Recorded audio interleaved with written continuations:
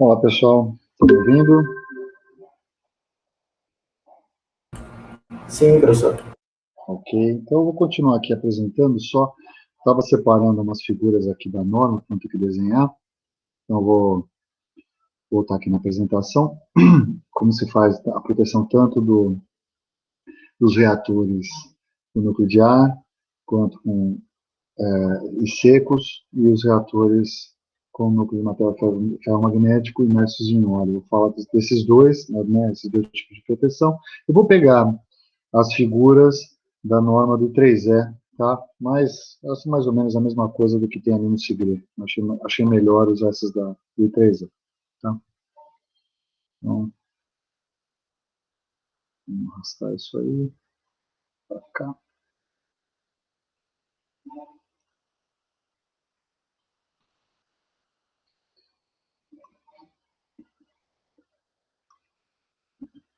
E vamos lá.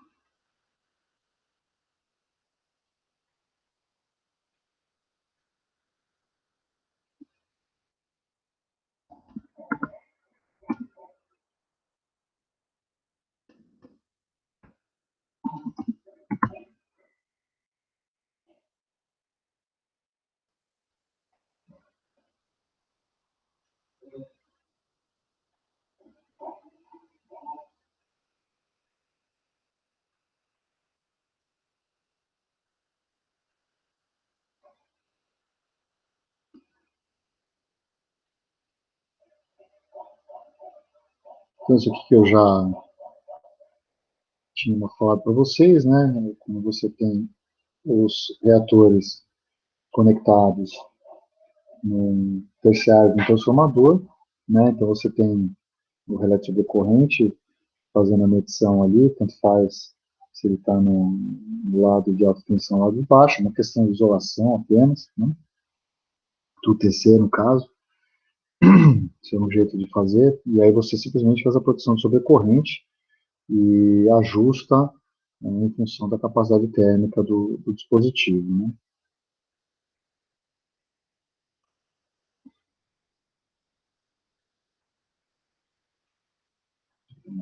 Zoom um pouquinho não aqui, assim.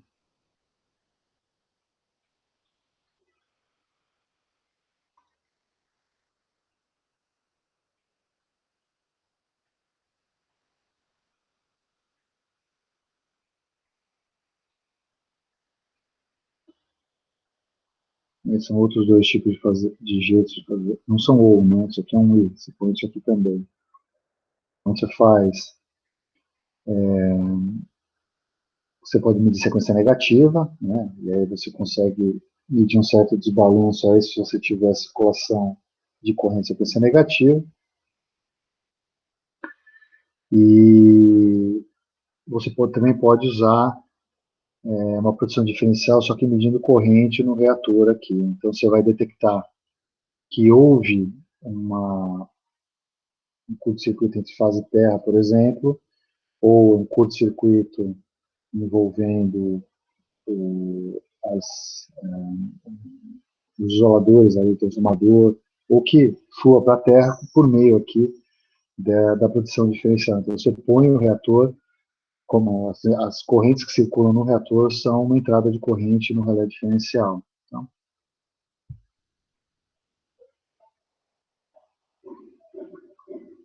esses são os outros tipos. Isso aqui eu já desenhei para vocês. O que muda um pouco aqui, pessoal, é o ajuste que você faz, eventualmente, para melhorar a polarização aqui da proteção. Isso aqui, na verdade, é um reator aterrado aqui por um transformador, né? Então você consegue medir corrente de sequência zero, você consegue mudar a polarização mudando aqui a fase desse sinal aqui visto nesse transformador de aterramento. Isso aqui eu não vou copiar e colar, né? Mas aqui muda um pouco a regra que você faz aqui, o ajuste para fazer essa proteção sob tensão aqui. Aqui é um outro jeito também, tá, de fazer. Eu acho que agora vem para os imersos em óleo. Então, peraí.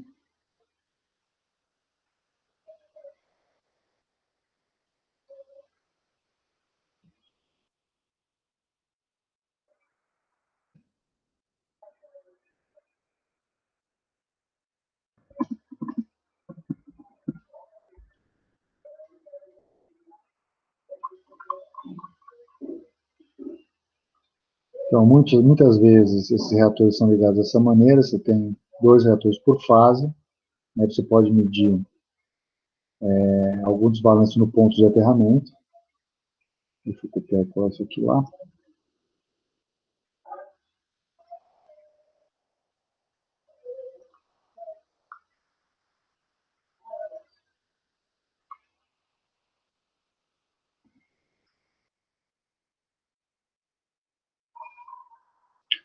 Esse aqui é um tipo parecido com esse aqui, não vou copiar isso aqui.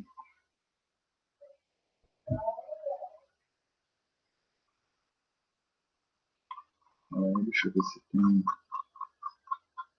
Tem a posição diferencial aqui, deixa eu ver se tem.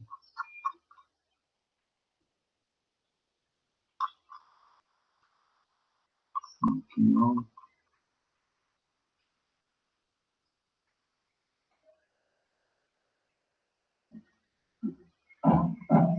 Aqui são outros fenômenos. Deixa eu ver aqui que eu queria. Esse daqui.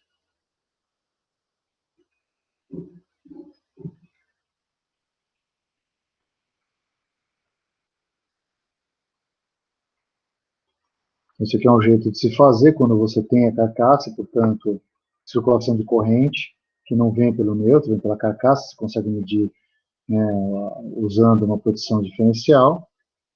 Isso aqui é proteção sobre corrente convencional, né, então você não usa apenas uma proteção diferencial, você sempre associa uma unidade sobre corrente. Né, essa unidade, inclusive, serve para proteger o reator de curto externo. Se houver um curto externo e uma corrente elevada persistindo no reator devido a desbalanço de tensão, em um determinado momento você precisa desligar esse reator. Tá?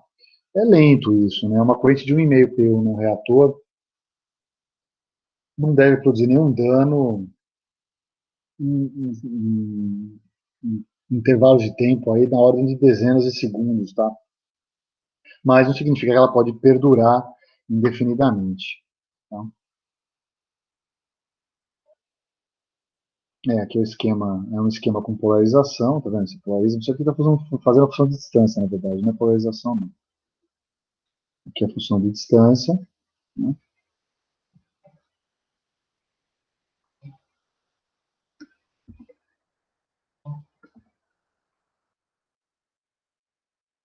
A posição de distância tem que se tomar um certo cuidado. Se for reator com núcleo de ar, não importa a posição do TC. O TC pode estar do lado de baixo, inclusive. Se for imerso em óleo, você precisa colocar o TC no lado de alta, porque você precisa medir toda a corrente injetada no elemento. Tá? Deixa eu falar um pouquinho sobre a proteção de distância, que eu tinha comentado com vocês. Né? Quer dizer, quando você tem a proteção de distância numa linha, né, vamos imaginar que essa linha ela pode ser representada puramente por uma reatância. Né? Então,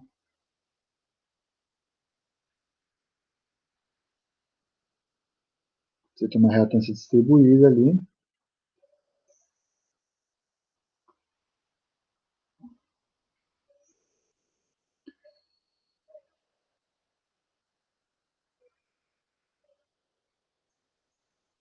Terminal local, terminal remoto.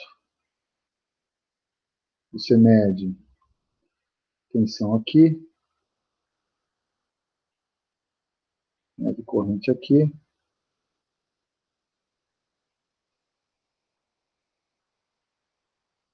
E faz o cálculo da impedância.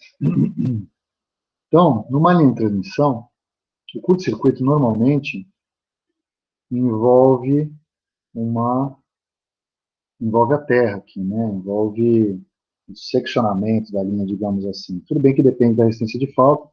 Se tiver resistência de falta, não é exatamente um seccionamento, mas... Então, eu tenho aqui um curto-circuito que envolve a terra, ou envolve 2 fases, mas vai fazer uma circulação de corrente ali. Quando eu falo que eu protejo um zona 1 85%, eu estou prevendo essa situação aqui, né? Essa situação aqui que eu estou seccionando a linha. Agora, tem que tomar um certo cuidado. Isso aqui não é curto entre espiras, viu?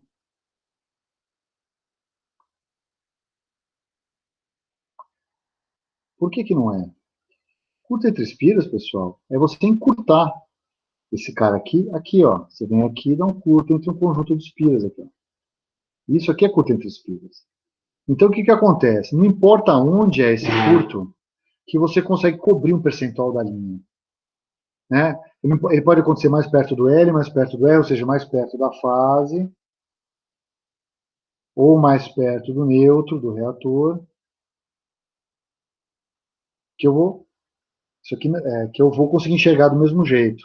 Né? Não é assim, se eu colocar o TC em cima, eu só vou enxergar os primeiros 85% do reator.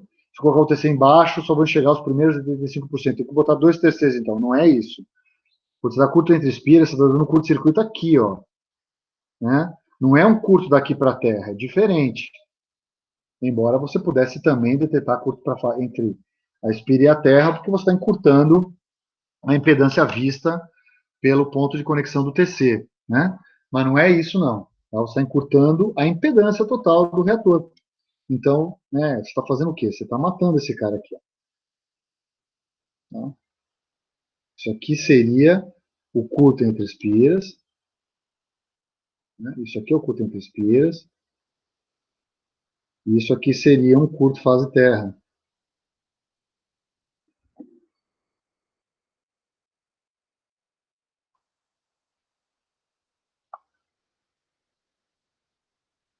Tá? Então você consegue enxergar com 85%, qualquer 85% aqui do reator. Tudo bem, pessoal?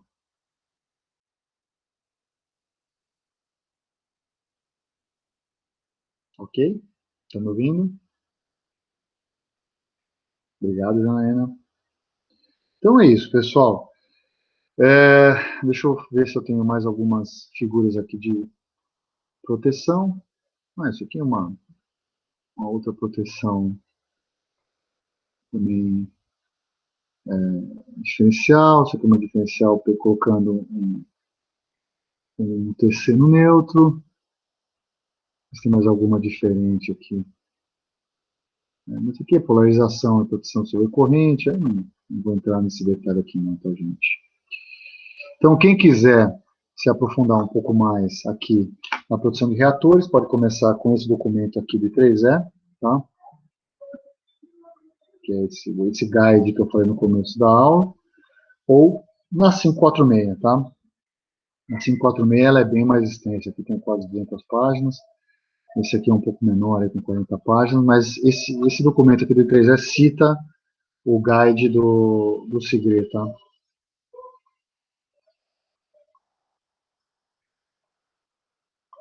E para quem quiser, quem não tiver tema de pesquisa, quiser trabalhar com proteção, deixa eu ver se eu acho o texto aqui que engraçado.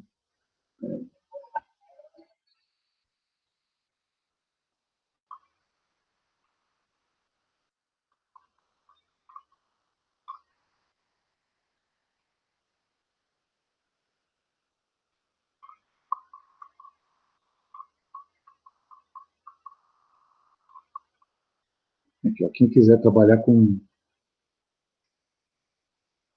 proteção de reator, ainda tem espaço de pesquisa, tá? Vou pegar esse texto aqui.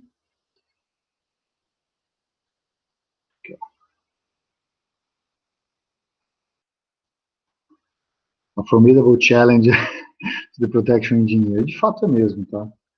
É difícil até você modelar curto-circuito entre espiras. Tá? Se alguém um dia quiser se aventurar nesse tipo de modelagem, não existe, obviamente, nenhum modelo já pré-definido na maioria dos softwares de simulação, muito menos na ATP, porque no ATP ele é de uso livre, portanto os modelos não são tão sofisticados. Você deve encontrar alguma coisa no PSCAD e no RSCAD, não?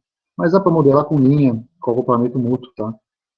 Só para lembrar vocês disso, imagina que eu tenho uma linha aqui, ó. Né? Então eu tenho acoplamento mútuo aqui, vou chamar de fase 1, fase 2, fase 3. Então M1, 2. Aqui eu tenho o M2, 3. E aqui o M1, 3. Quando eu tenho curto-circuito entre espiras no reator, vou fazer diferente. Eu tenho isso aqui, Isso aqui. Isso aqui está em curto, né?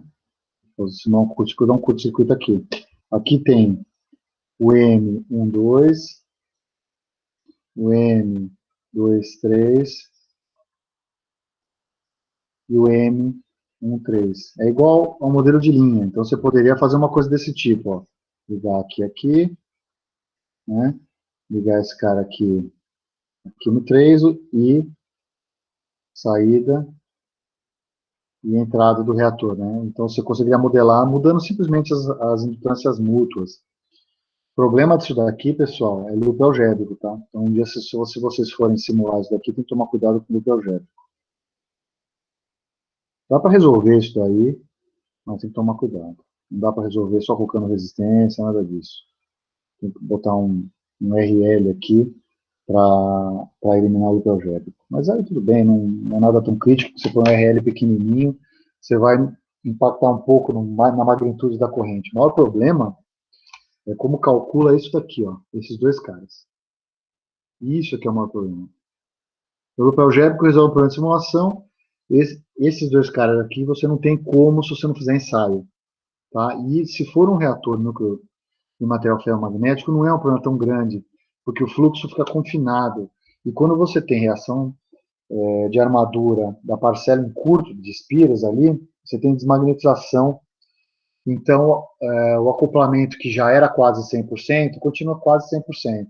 Núcleo de ar, não. Na hora que você põe um curto-circuito aqui, né, o fluxo que essa porção de enrolamento tenta impor dentro da porção em curto e o fluxo que essa porção de enrolamento tenta impor nessa outra porção em curto, varia muito. Varia em função da corrente, e essa corrente varia em função da quantidade de espiras em curto. Então, você tem os acoplamentos que são diferentes do acoplamento do reator com núcleo de material ferromagnético, e pior, você tem um acoplamento que varia à medida que aumenta ou diminui o número de espiras em curto. Então, na verdade, à medida que evolui o curto. Então, fica um pouco mais complicado de simular. Não é tão complicado assim, mas você precisa de informações, tipicamente de ensaios, etc., para ter uma ideia aí desse acoplamento e poder fazer um cálculo adequado. Então, se alguém um dia quiser saber um pouco mais, eu posso falar um pouco mais sobre isso daí. Pessoal, é o seguinte, eu acabei na verdade, um pouquinho antes de sair para o intervalo, eu me dei conta que eu não coloquei ainda a atividade 4 no ar para vocês, né? Que a atividade 3, que era sobre corrente, deixa eu ver como é que... Eu dou tanta aula, gente, que eu fico perdido aqui com as datas de entrega e tudo.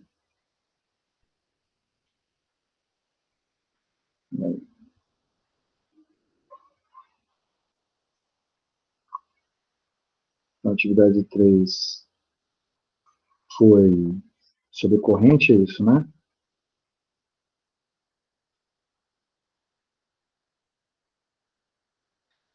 E o relatório.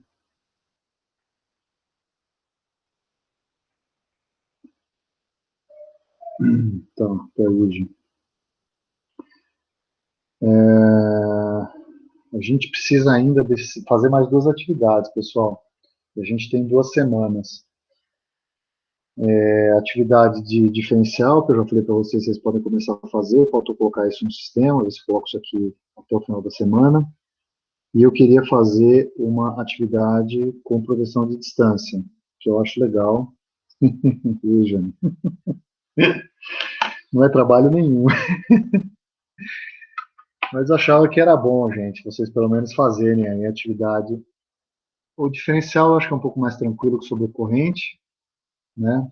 É só um ajuste lá da inclinação da curva e fazer os testes.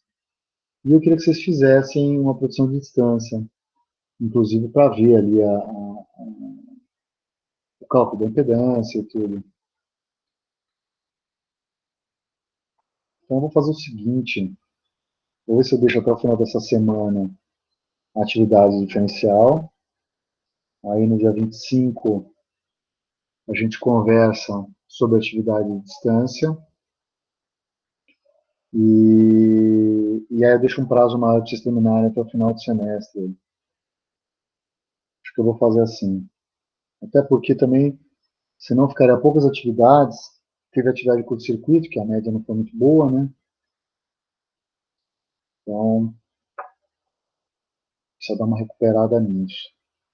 Bom, gente, deixa eu adiantar uma coisa, quer dizer, a gente está com mais essa aula agora, mais a próxima semana, a última aula eu queria fazer fechamento do curso, e eu queria falar um pouco sobre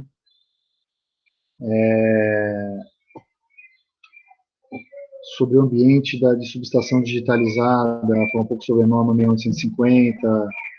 É algo que a professora Milana aborda melhor na disciplina dela de pós, que é a disciplina PE 5016, mas, aliás, tem alguém aqui que está fazendo a disciplina da professora Milana?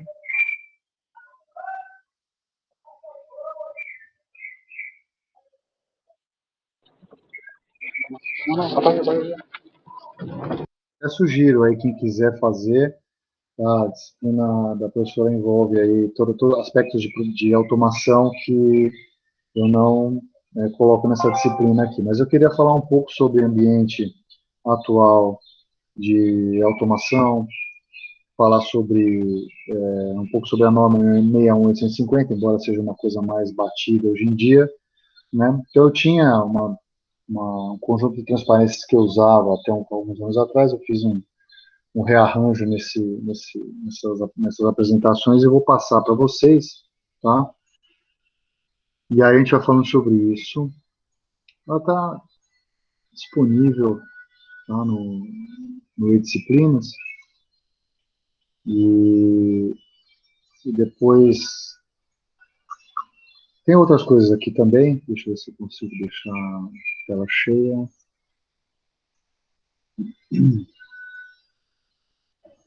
Ótimo, como eu faço aqui, tela cheia.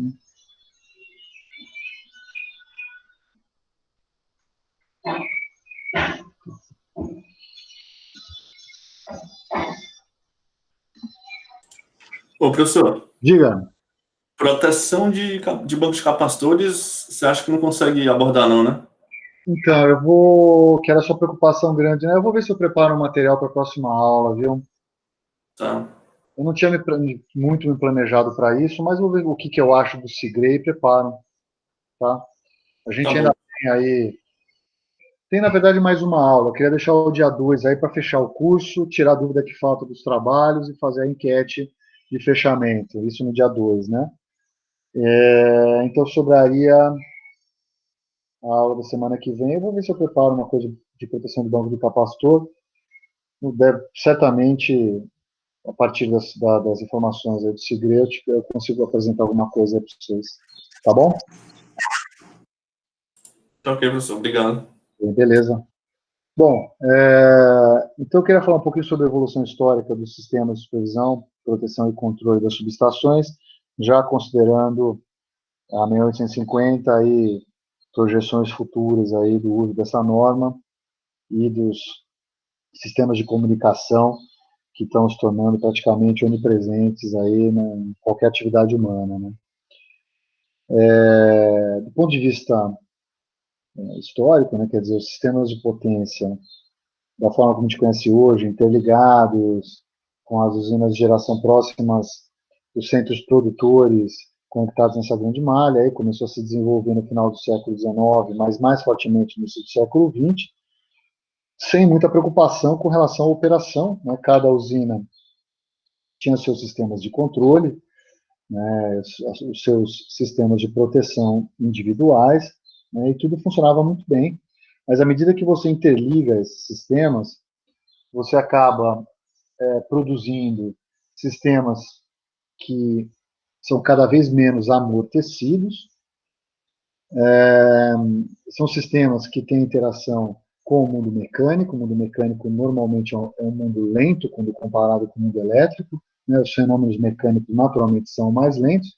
Então, se os controles são feitos visando o mundo mecânico e do lado elétrico a gente tem sistemas pouco amortecidos, a tendência é que em algum momento, se não houver um controle mais efetivo, esses sistemas podem entrar em colapso E isso aconteceu nos Estados Unidos mais ou menos na década de 60, final da década de 50, começo da década de 60. Isso motivou grandes fabricantes a procurarem soluções para a operação interligada dos sistemas, de modo a mitigar esses efeitos. Uma forma de se mitigar foi a criação dos próprios PSS, né, para fazer o controle dos geradores, né, e tentar estabilizar qualquer modo de oscilação que fosse danoso. Do ponto de vista de automação, foi a automação sistêmica, a proteção, idem. Né? Isso tudo, claro, que veio com a necessidade de aumento de confiabilidade, né? Porque a sociedade, como a gente conhece, é altamente dependente da eletricidade. Naquele momento, obviamente, não era, mas à medida que a eletricidade entrou na vida das pessoas, e aquela disponibilidade de energia era satisfeita de forma imediata, quanto mais confiabilidade, melhor é. Né? Então, inicialmente, o que você tinha nas subestações era o pessoal operacional alocado. Pode parecer um absurdo hoje falar sobre isso, mas gente alocada em subestação existiu por muito tempo, né? 90 anos pelo menos. Você tinha pessoal alocado desde as primeiras subestações aí até década de 70, um pouco mais, um pouco depois disso, você tinha pessoal ali dedicado a operar nas subestações. Né? Obviamente, a subestação desassistida começou a surgir com a popularização dos sistemas de automação. Né?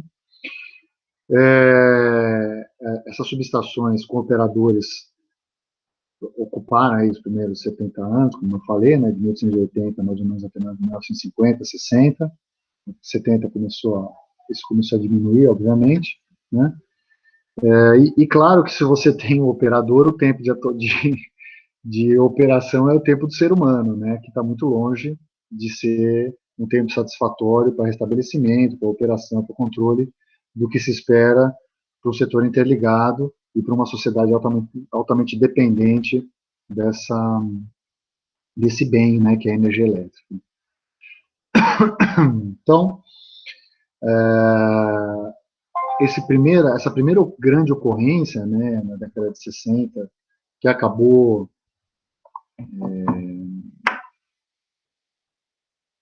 vamos dizer, colocando luz, né, a essa questão dos tempos necessários para operar um sistema interligado de grande porte, trouxeram uma possibilidade, aliás, na verdade não, trouxeram o interesse das empresas fabricantes de investimento nas soluções e surgiram então os primeiros sistemas SCADA para monitoramento e algum controle remoto, né? Por exemplo, normalmente manobra, tá? Agora, de todo modo, as primeiras pessoas que pensaram em sistemas supervisórios começaram a pensar isso já na década de 20 do século passado. Inclusive, em 1932, tinha uma companhia já que anunciava produtos com o nome de controle remoto de instalações, que eram sistemas que usavam a tecnologia do chaveamento telefônico, são aqueles relés eletromecânicos que faziam o processo de descagem por pulso, e você conseguia controlar, né, os seus sistemas elétricos remotamente. Já na década de 60, a Westinghouse criou e ofereceu um sistema chamado REDAC, que usava essa tecnologia por meio, então, do circuito telefônico de par trançado. Mas já estou falando já da década de 60, né, muito longe de 1920, quando foi feita a primeira proposta disso. Tá? Bom, ainda na década de 60, com a introdução da eletrônica digital, principalmente no sistema de comunicação, houve um incremento na capacidade de transmissão de dados e também na velocidade, né, e houve um casamento da tecnologia do teletipo com as unidades usadas na automação de sistemas elétricos, dando origem às unidades terminais remotas, as UTRs. Né? Tem gente que se espanta com isso, fala, poxa, mas o pessoal usando tecnologia de comunicação e já entrando no setor elétrico e tal, a gente não pode esquecer que o setor elétrico ele é um setor do qual a sociedade inteira depende e onde tem bastante recurso, né? Então, tudo aquilo que justifica o investimento do ponto de vista de retorno financeiro, e isso está atrelado à redução de interrupção no fornecimento, isso vai ser usado para melhorar o atendimento, aumentar a confiabilidade e, obviamente, melhorar a remuneração das empresas, né? Em 71, aliás, em 72, já foi desenvolvida uma unidade terminal remota microprocessada, usando o microprocessador Intel 404, que foi inaugurado ali em 1971, ou seja, um ano depois, né, com incrível memória de 4 kilobytes para programa e 256 bytes para dados. Então, já em 72 começavam a se pensar aí nas UTRs microprocessadas. É claro que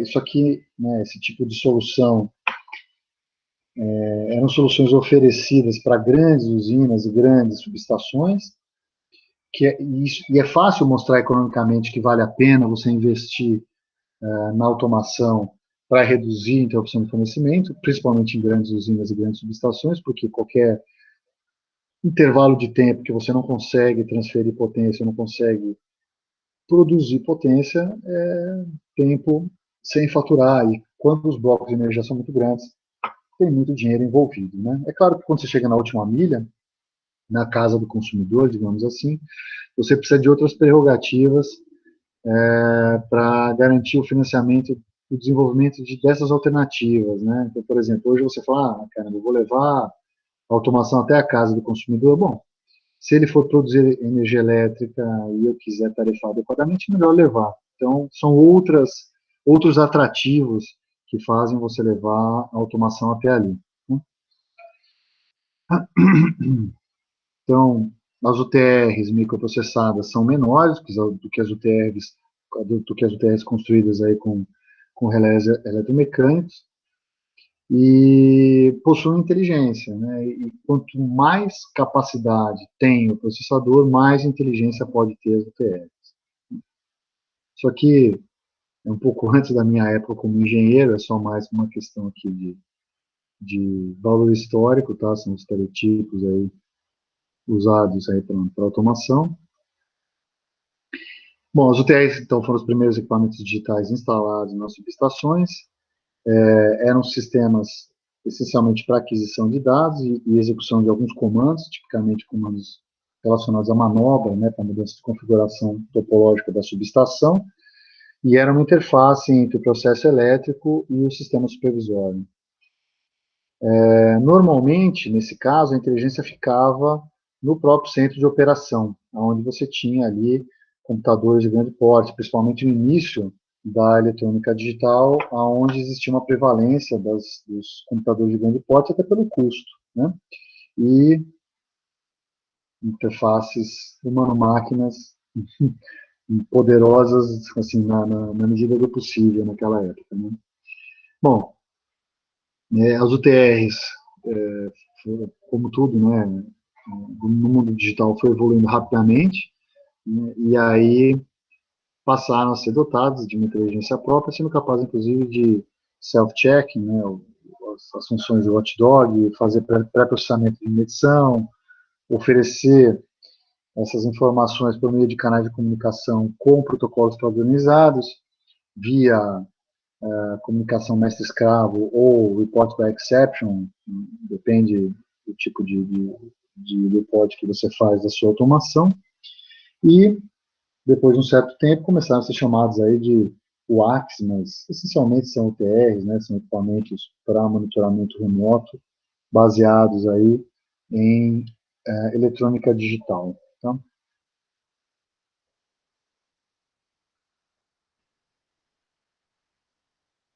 Na questão do uso dos microprocessadores, né, embora eles estejam presentes na nossa vida há bastante tempo, e rapidamente eles tenham feito parte aí do setor elétrico, o uso desses equipamentos digitais ele foi aumentando de forma gradativa, né? Se você imaginar que ainda existem inúmeras subestações que não tem nenhum nível de automação, quer dizer, não existe a presença de nenhum equipamento digital nessas subestações, né, é de se imaginar que não foi uma tecnologia que foi adotada rapidamente, né? Então, a questão da confiabilidade, essencialmente naquele momento, das fontes de alimentação desses microprocessadores e o ciclo de vida do próprio microprocessador foram duas questões que tornaram a aceitação pelo setor elétrico um pouco mais lenta,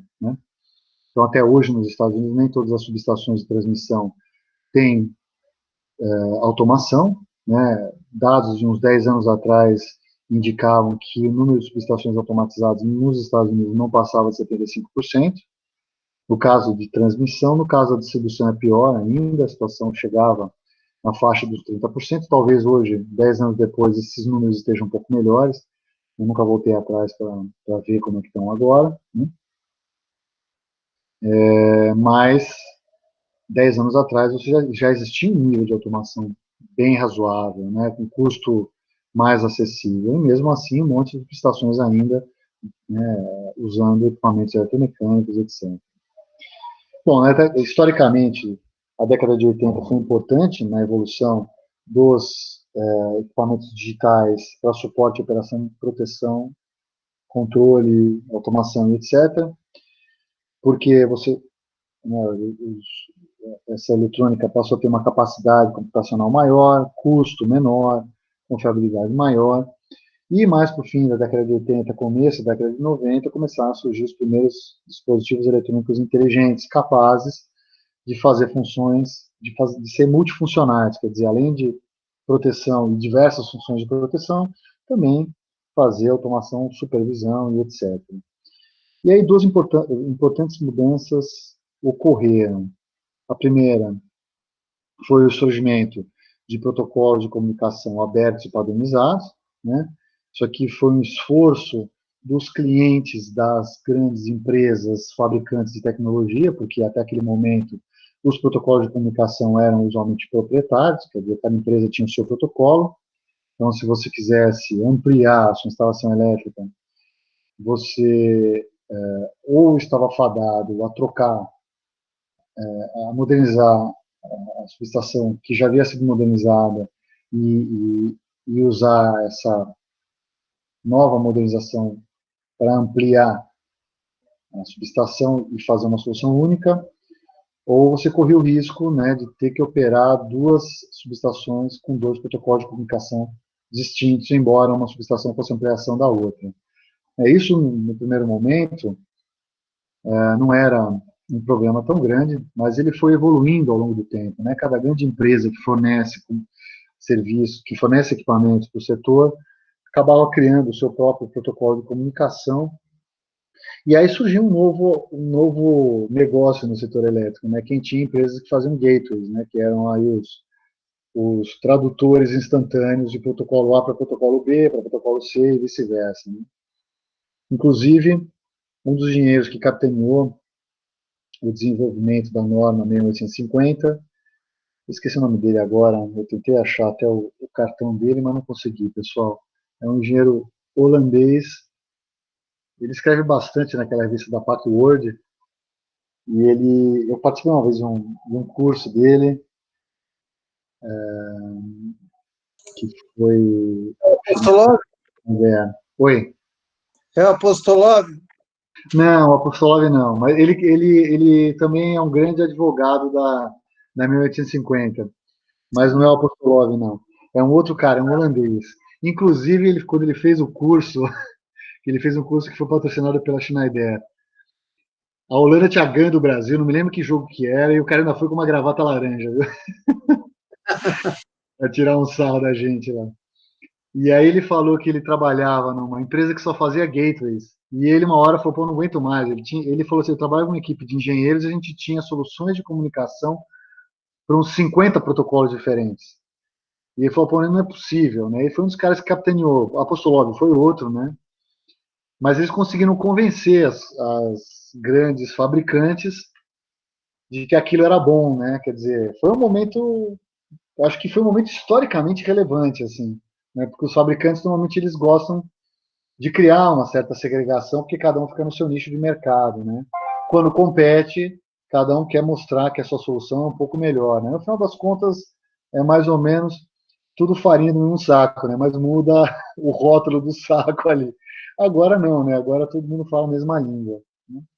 Mas um grande protocolo, um grande marco, aliás, foi a 60870. Para a gente, aqui no Brasil em especial, para os europeus também, para os americanos não, que fique bem claro isso. Nos Estados Unidos se usou e ainda se usa muito o protocolo DNP3. O protocolo DNP3 não é um protocolo aberto e não é um padrão. Ele é um protocolo proprietário da GE. Acontece que a GE liberou para uso irrestrito, inclusive para os seus concorrentes, uma grande parte do protocolo, quer dizer, sei lá, 90% do protocolo está liberado, mas o restante ainda é proprietário da GE e só eles podem oferecer soluções com aquelas outras funcionalidades do protocolo. Só que isso acabou sendo usado nas automações das subestações americanas. Então, é difícil convencer um americano a usar 6850. O convencimento começou na própria 6850, que permite o encapsulamento de informações do protocolo DNP3.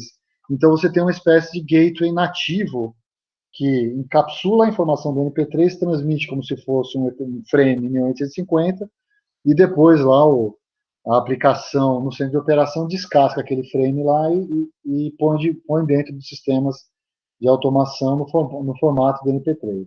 Né? Mas nos Estados Unidos é usado amplamente o NP3.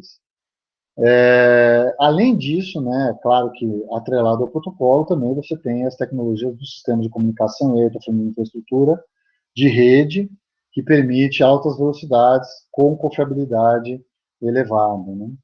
É claro que a confiabilidade da comunicação para a comunicação interpessoal, ela não é a confiabilidade que você precisa no sistema de proteção. E se a ideia é implementar sistemas de proteção multi-agentes, ou seja, com mais de um equipamento desempenhando aquela função específica de proteção, a comunicação é parte integrante da proteção, e a perda da comunicação vai fazer com que a proteção opere de forma degradada. É claro que é sempre uma análise de risco, uma análise de desempenho, quer dizer, o que seria melhor? Não desenvolver a função que necessita do canal de comunicação e operar como se opera hoje, ou desenvolver a solução que necessita do canal de comunicação e ter uma opção caso o canal de comunicação falhe? É uma pergunta que tem que ser respondida à medida que se desenvolvem novas funções de proteção e novas arquiteturas de proteção no contexto aí, né, dessa comunicação onipresente, dessas altas capacidades de processamento que a gente tem hoje. Então, isso aqui é um dos marcos, né? E o segundo foi os microprocessadores incorporados nos relés de proteção e nos equipamentos de monitoramento.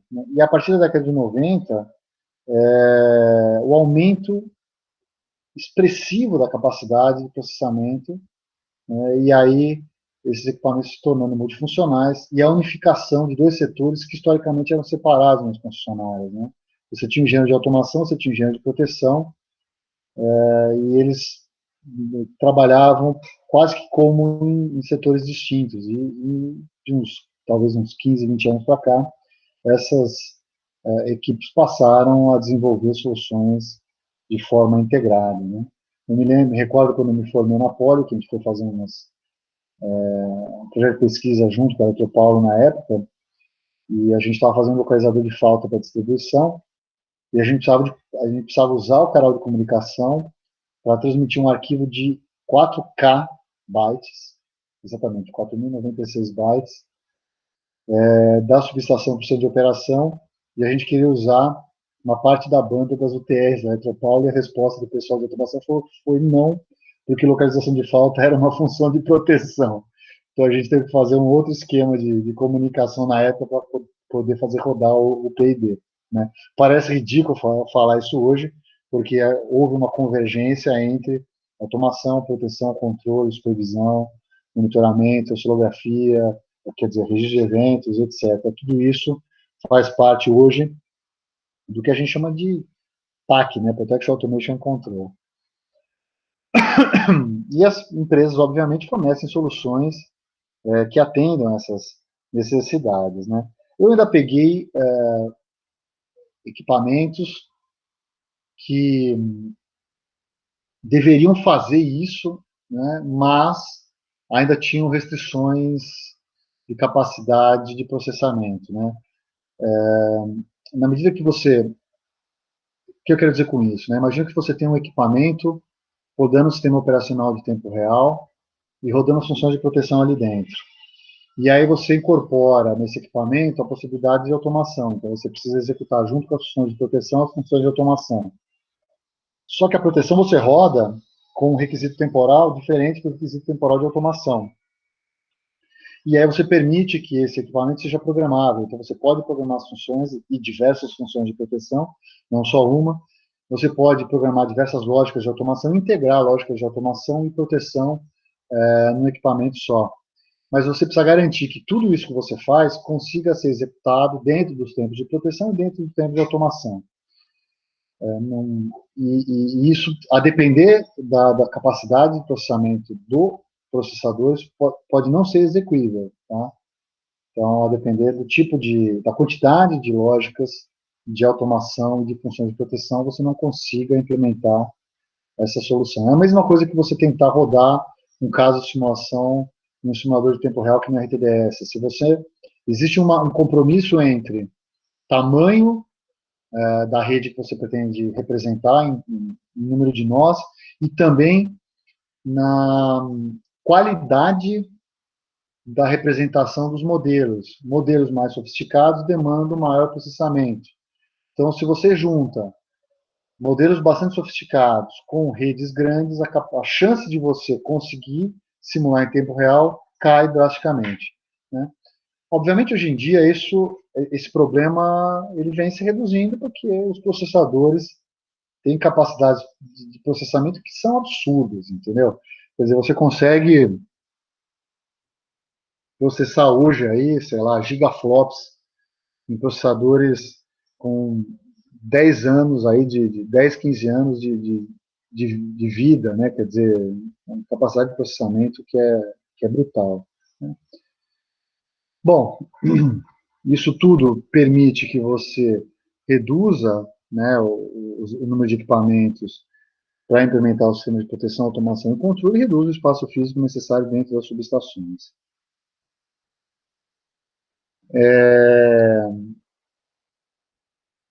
Bom, em termos de mudança de arquitetura, eu não vou nem usar esse texto aqui, porque esse texto está um pouquinho desatualizado.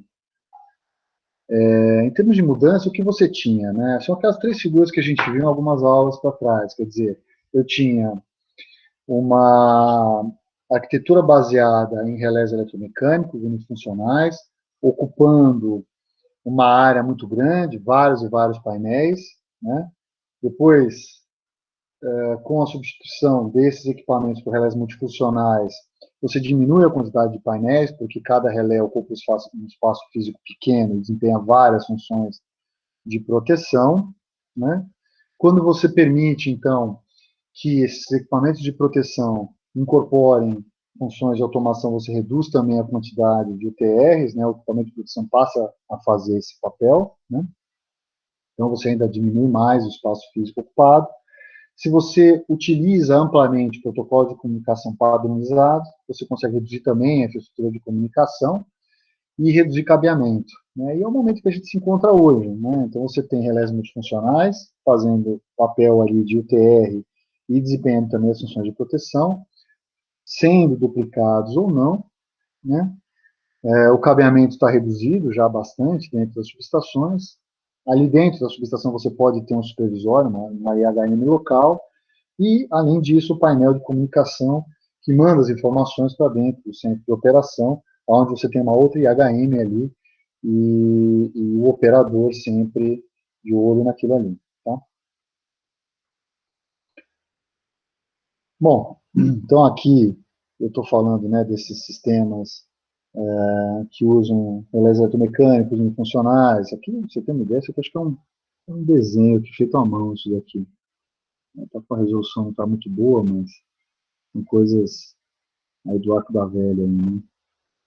Isso aqui é uma canaleta de cabos, uma entrada de cabos na casa de controle, quer dizer, uma quantidade absurda, né, de cabeamento para atendimento aos sistemas de automação controle.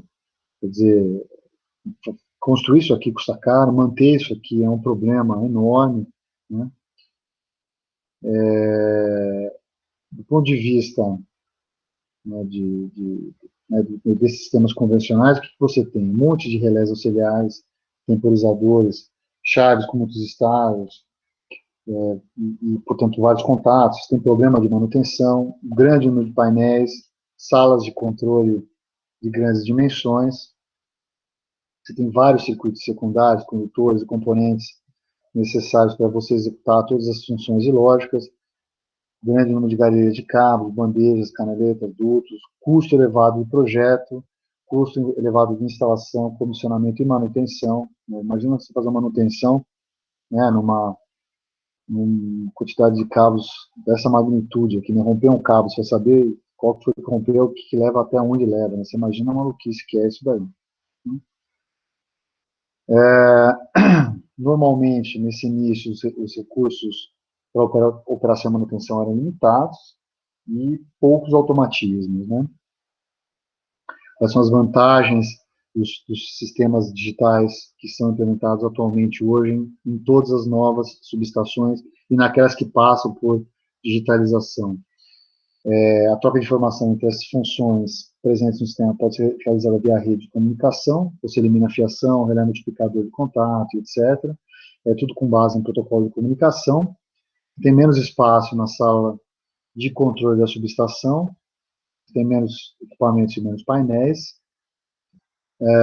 Circuitos para fazer lógica por meio de contatores deixam de existir, você faz a lógica implementada dentro do software e aquilo é executado nos tempos, né, que são adequados, nos tempos de automação, nos tempos de proteção. Você pode ter muito mais informação, então você pode medir tensão corrente, gerar oscilografia, fazer registro de eventos, né, e você pode, então, pegar todos esses dados, processar, fornecer informação, armazenar, eventualmente, para processamento futuro, né, envolver outros setores da empresa, como gestão de ativos, etc., para melhorar a operação do sistema como um todo. É claro que a quantidade de informação, às vezes, passa a ser excessiva, né? Então, tem que tomar um certo cuidado entre o quanto você tem de dado, o quanto pode virar informação, de fato, para ser utilizada pela empresa de modo a melhorar a índice de confiabilidade, reduzir a interrupção de fornecimento, melhorar a gestão de ativos, localizar defeito, e por aí vai, né?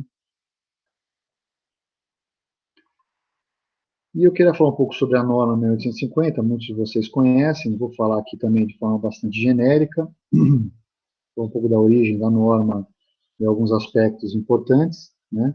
Não vou entrar no detalhe de configuração, mas eu tenho a impressão que vários de vocês já trabalharam com essa norma, então provavelmente eu vou chover no molhado aqui, mas fazia parte do que eu tinha pensado aqui para o curso. Bom, a norma 1850 é uma norma da ECENTER Internacional, ela foi capitaneada pelo Grupo 57, né, vinculado ao SIGRE, mas essa norma, ela vem de um desenvolvimento que foi feito pelo EPRI, junto com o 3E, o desenvolvimento de uma arquitetura de comunicação para subestações, que é a UCA. Isso aqui começou a ser desenvolvido na década de 90, houve uma publicação a respeito em 94, né? Em 96, foi, alguns anos depois, 2 anos depois, teve início, então, a 61850, né, que acabou incorporando aí a UCA. Em 97, os grupos concordaram em trabalhar juntos, né? Então, entre o momento do início da 1850, a ideia de se fazer esse protocolo de comunicação padronizado até o lançamento, se passaram aí 7 anos, quando houve a publicação da primeira versão da 61850, né? Essa norma, deve estar um pouco desatualizado, tá, pessoal? Mas de modo geral, ela apresentar essas partes aí, esses capítulos, né, que tratam de aspectos do sistema, a parte de configuração, né, de como você ter a linguagem de configuração para comunicação entre os ED, né, quer dizer, aquela parte da ADSL, os modelos de dados, os serviços de comunicação, o mapeamento do serviço de comunicação para as redes de comunicação, os detalhes sobre GSSE, GUSE, GUS-SV, os testes de conformidade, requisitos, etc. Né? A norma trata de todos esses aspectos com o objetivo principal de garantir a interoperabilidade entre equipamentos de diversos fabricantes. Né? Então, você consegue otimizar a seleção e aumentar a competição. Quer dizer, você, a rigor, você pode comprar o IED que você acha mais conveniente para desempenhar as funções que você precisa, porque você sabe que o IED daquele fabricante desempenha aquelas funções melhor do que de outro fabricante, mas só que outras funções você compra de outro fabricante porque ele desempenha as funções melhor do que aquele outro fabricante, e os dois podem trocar informações entre si para desempenhar uma função de proteção sistêmica que envolva os dois equipamentos. No final das contas, eu acho que a norma permite mais do que isso. Né? A norma permite, a rigor, que você desenvolva a sua solução de proteção customizada para o seu sistema, né? Ao invés de ficar dependendo dos fabricantes, ou que você tenha mais capacidade de intervir na sua especificação de proteção para o seu sistema. Né? Quer dizer, é como se você conseguisse, ao invés de comprar o equipamento do fabricante, licenciar as proteções que você precisa para o seu sistema, sem ficar vinculado ali ao hardware ou ao protocolo de comunicação que ele desenvolveu. A ideia principal, que eu acho que está por trás da norma, é essa. Tudo bem, quer dizer, o que foi vendido pela norma foi justamente essa questão de você conseguir promover a interoperabilidade. Embora a gente saiba que na hora que você faz a licitação para a construção de uma digitalização de uma subestação ou a construção de uma subestação nova, vai ter uma empresa que vai ganhar essa licitação e fatalmente ela vai digitalizar a sua subestação com equipamentos de um único fabricante.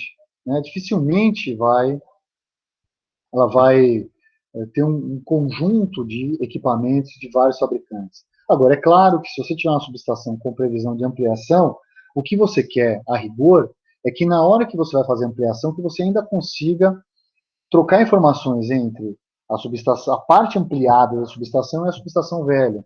Mas isso não é feito de forma imediata, mesmo na ótica da 6850, porque você precisa configurar os equipamentos. E a configuração não é algo trivial, não é como você conectar um equipamento, seu celular, seu computador, seu tablet, na rede da sua casa e sair trocando informação. Não é imediato assim, entendeu? O que acontece? A norma, ela veio com essa ideia originalmente, né? Mas não é isso de fato que ocorre, não é uma crítica específica à norma e nem uma crítica específica aos fabricantes ou a quem compra soluções, mas é o que é, porque quando você compra uma solução, você espera que a empresa que desenvolva a solução traga para você, e essa empresa vai buscar o melhor preço no mercado, e normalmente preço fechado é aquele que é o menor preço, e por outras razões acaba que você fica sempre vinculado a um fabricante. Eu me lembro quando a gente fez os primeiros ensaios de interoperabilidade para o Comperj em 2008, vieram os grandes fabricantes na época, né? E um dos fabricantes não conseguiu atender alguns requisitos da norma e optou por fazer o teste com a gente depois. Ele fez algum tempo depois, não me lembro se foi uns 6 meses depois, algo do gênero. E a gente só mediou os testes, né? A gente projetou os testes, como eles iam ser feitos, e depois mediou os ensaios com as equipes ali dentro, né? Para garantir isonomia, garantir um ambiente ali dentro que a gente pudesse avaliar a solução de forma autônoma, né? Sem nenhuma pressão de fabricante, nada disso. E a brincadeira era, poxa, né, aqueles fabricantes correram, ficaram com medo de vir aqui, porque ia dar problema, não sei o quê. E a gente, né, como universidade, olhava para aquilo e não acreditava que ia ser verdade. Isso porque se tratavam de grandes fabricantes e, obviamente, todos os grandes fabricantes tinham interesse, né?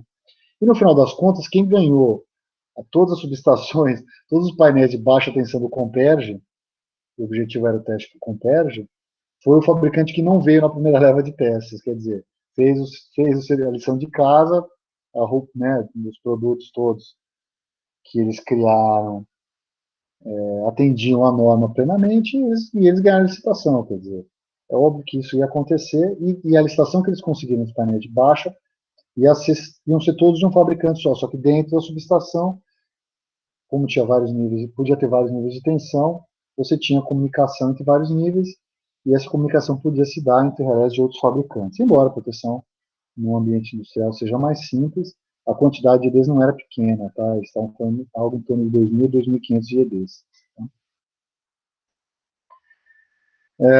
Outra coisa que a norma permite é uma separação entre a camada de comunicação e a camada de aplicação. Então, se você muda a tecnologia de comunicação ou muda a aplicação, né, você não precisa, eventualmente, substituir todo o protocolo ou fazer uma mudança significativa. Quer dizer, você consegue aquilo que a norma preconizou desde o início, que era construir uma norma à prova de futuro, né, garantir que você que daqui a, sei lá, 10, 15 anos, alguém fala assim, puxa vida, que norma, essa norma é horrível, não atende mais, ela não é mais apropriada aos nossos sistemas de comunicação, porque os nossos sistemas de comunicação são muito modernos. Na verdade, não, a norma abstrai, né, a camada zero dos sistemas de comunicação. Ela simplesmente mapeia as informações no encapsulamento, que inclusive pode mudar, né? Você pode mapear de outra forma. Então, a norma ela passou a ser um grande modelo de dados, na verdade, né? E esse modelo é importante. Se você mantém o modelo e amplia à medida que os dados vão se modificando, ela se torna uma norma independente do, né, que eles chamam de a prova de futuro, né, independente das evoluções tecnológicas. É uma norma que é modelada, que é orientada a objetos, né? Ela tem alguns serviços de comunicação, ela tem comunicação cliente-servidor, que é o MMS, ela tem o Generic Substation Events, que é o GSSE e o GUSE, e tem o GUSE Sample Values, né, o que muda na comunicação cliente-servidor para GSE e Sample Values é o esquema de publicador assinante e cliente-servidor, são dois esquemas diferentes. Ela permite uma linguagem de configuração para troca de informação entre as ferramentas de engenharia, para que você consiga fazer a interoperabilidade ocorrer de forma mais suave, mas são ferramentas que, bom, faz tempo que eu não procuro essas ferramentas oficialmente. A promessa, anos atrás, era que os fabricantes tivessem ferramentas que pudessem ser utilizadas para configurar, inclusive, equipamentos dos outros fabricantes, mas não é uma coisa tão simples assim, tá? Existe essa compatibilidade toda que a norma gostaria que tivesse. Aqui são as camadas de informação, desde os nós lógicos até o physical device representado pela rede. Aqui define, então, as informações dos equipamentos de funções de proteção, de automação que estão dentro aqui nos Logical Nodes, que podem ser agrupados em Logical Devices. Logical Devices podem ser mais de um equipamento, inclusive equipamento físico, mais de um IED, né? E, tipicamente, esses nós lógicos também são padronizados, né? Então, por exemplo, PDIF é um nó lógico de proteção para proteção diferencial, o RBRF é uma função de proteção, mas não é uma função convencional ANSI, é uma função de breaker failure, por aí vai, tá? Você consegue mapear aqui tanto equipamento quanto função, e função de automação, função de proteção e funções correlatas à proteção e automação. Tá? O serviço de comunicação, como já falei, você tem o esquema cliente-servidor, né, que são os serviços de comunicação que são orientados a ações para acesso às informações dos equipamentos, eventualmente comando, transferência de arquivos, sequência de eventos, é o serviço usado para comunicação vertical entre subestação e centro de operação.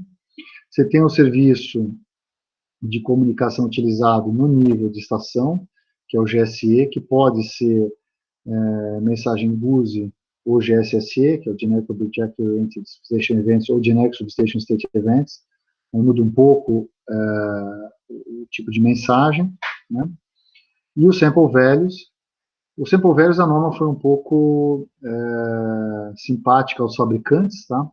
Sample Values, eles permitem tanto multicast quanto unicast, então a ideia de usar Merging Unit é segregar um pouco o mercado, então cada fabricante pode ter a sua Merging Unit, de fato, todos os grandes fabricantes têm as suas próprias unidades do tipo Merging Unit. Eu acho que isso fere um pouco a norma, aquela ideia original de interoperabilidade, mas paciência, né, é um compromisso na hora que você consegue aprovar uma norma tão ampla quanto essa. Então, é um compromisso ali para garantir pelo menos uma reserva de mercado. Eu acho que isso aí vai ser lentamente vencido, já está sendo lentamente vencido, né? E a tendência é um predomínio de serviços multicast para troca de informação CEPOL-VEROS, principalmente quando os fabricantes optarem por dotar seus equipamentos primários já de capacidades de microprocessamento, por exemplo, o TCM/TP já com os seus microprocessadores digitalizando o sinal, convertendo para GUS Sample Values e enviando nas redes de comunicação da subestação. Principalmente se existirem de fato os TCs e TPs óticos, que é a esperança. Então, isso aqui são os modelos de dados e o serviço de comunicação, e como é feito esse mapeamento, né? Então, você tem aí o cliente-servidor, que são as mensagens MMS, andando em redes TCP/IP. GUS e Sample Values são frames Ethernet, que permitem uma comunicação mais rápida, embora o real-time seja uma palavra forte, porque o que existe, na verdade, é um priority tagging desse tipo de frame quando ele entra no buffer do switch. Se o switch, na hora que ele recebe a mensagem, ele vê que é uma mensagem com priority tagging, e ele for um switch nível 3, ele vai passar essa mensagem na frente de todas as outras que não têm esse priority tagging, tá? Isso não significa que a mensagem vai passar na frente de uma outra mensagem que tenha também priority tagging. Significa que ela vai entrar na fila, e essa fila vai ter todos em primeiro lugar que tem priority, tá? Então, continua sendo uma comunicação que tem latência, tá? É diferente de você fazer uma troca de informação via entrada e saída digital, que a velocidade de comunicação é a velocidade de propagação do pulso elétrico por aquele meio, tá? É diferente. Embora né, os switches e hubs tenham capacidade de comunicação enorme, isso aqui não é comunicação em tempo real, tá? Isso aqui entra numa fila de comunicação e é processado pelo switch. O GSE é baseado no mecanismo obrigador-assinante. Isso aqui é também uma questão importante, porque não existe confirmação na mensagem GUSE, né? Você manda a mensagem e ela vai ao vento, quem é o assinante é que tem que ler e saber o que faz com aquilo ali. Mas a vantagem é que você pode fornecer essa informação para mais de um dispositivo físico a partir do mesmo serviço de comunicação, né? Essas mensagens, tanto o GUSE quanto o GSSE, são usadas para a transmissão de eventos, transmissão rápida de eventos, né, no nível de estação, no station level, e o GSSE é o nome da mensagem GUSE do protocolo UCA. E a diferença entre o GSSE e o GUSE convencional é que o GSSE tem uma estrutura fixa de dados, já o GUSE não. É uma estrutura que é organizada em um dataset que é definido pelo usuário. O usuário, no caso, é o Logical Node e o Logical Device. E ambas têm tag de prioridade, tá? E suportam, inclusive, VLAN, que é a vantagem. Você confina informação dentro da rede virtual que você monta na subestação. Isso traz segurança, e além de trazer segurança, também reduz o tráfego de informações dentro das redes. Tá? Isso aqui é só um exemplo, né? Entrar uma mensagem nova, entra numa fila, se ela for prioritária, ela vai passar na frente da fila de mensagens que está no switch. Então, o switch ele tem uma capacidade de processamento que está vinculado ao seu processador, ao número de portas que ele atende. Ele precisa de um buffer que seja condizente com a sua capacidade de processamento, para que ele não perca informação, mas a rigor ele também pode perder informação, né? Denial of service é uma coisa para tentar, né, os ataques do tipo DOS em redes de internet servem justamente para isso, tá? Para afogar os meios de comunicação com a quantidade absurda de mensagem que eles não conseguem processar, tá? E aí, se você dá freeze no equipamento, isso pode acontecer, viu, gente? No laboratório a gente fez isso com o equipamento de um fabricante sem querer. Ele teve que desligar e rebutar o equipamento, ficou 4 minutos rebutando o equipamento. Você imagina uma subestação ficar desassistida por 4 minutos. Foi sem querer que a gente fez, isso não deveria acontecer numa subestação segura, mas a gente sabe que nem tudo é seguro no ambiente virtual, né?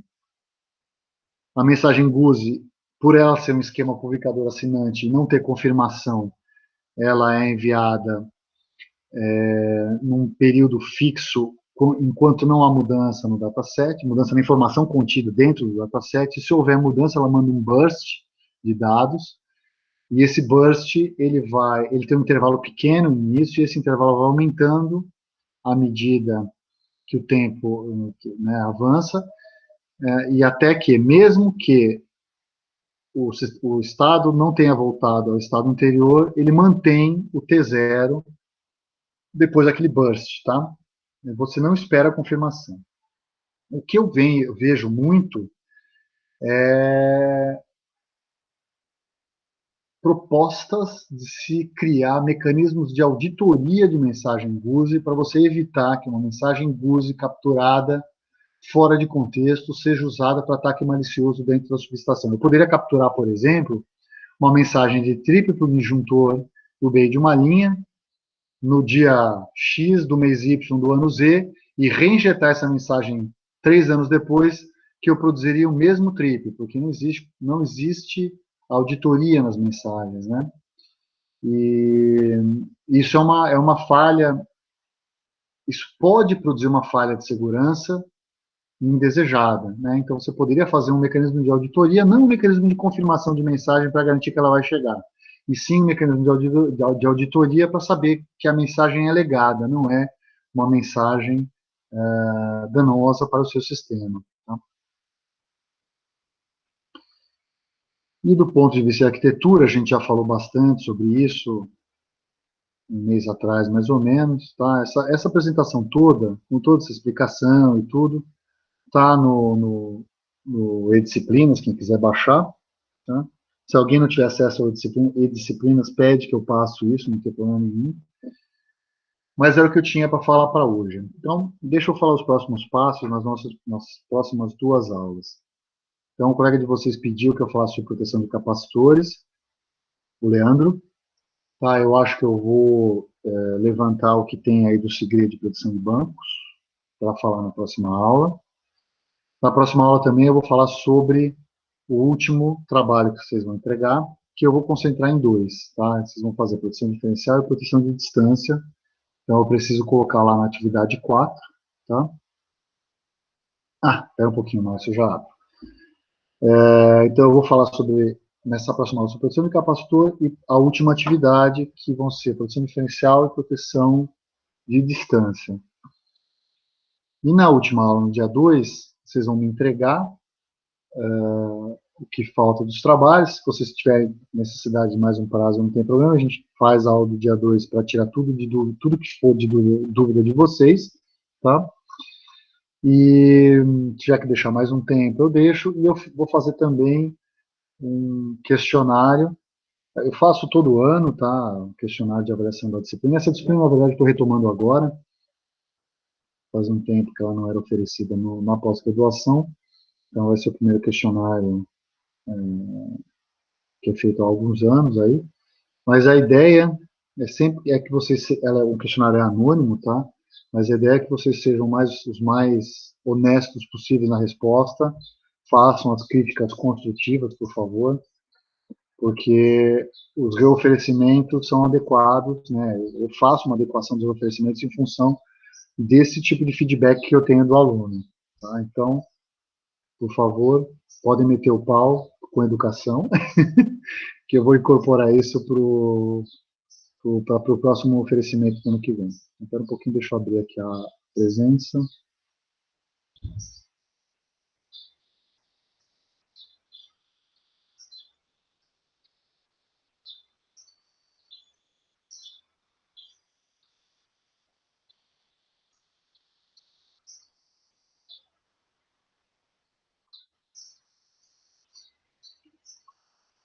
Está aberta aí, Márcio. Bom, pessoal, só, quer dizer, eu diminui um pouco a velocidade do curso, porque eu achei que vocês tinham perdido um pouco o gás aí nessas últimas 3 semanas. Eu sei que fica todo mundo. Deixa eu parar de gravar antes de falar bobagem aqui. Eu acho que honestamente fica todo